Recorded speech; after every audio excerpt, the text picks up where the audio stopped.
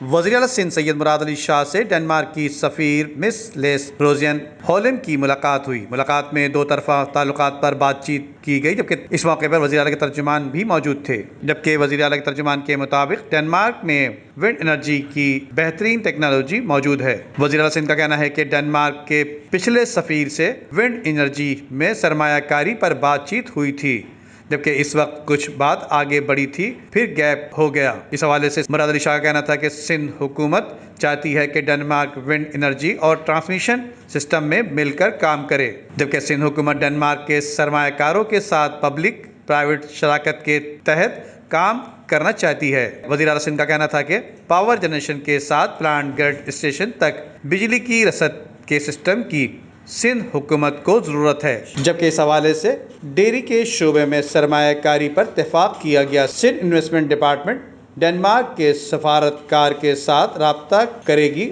اور صوبے میں سرمایہ کاری کو عروج مل سکے گا۔ ندیم صدیقی، میٹرو 7 پاکستان۔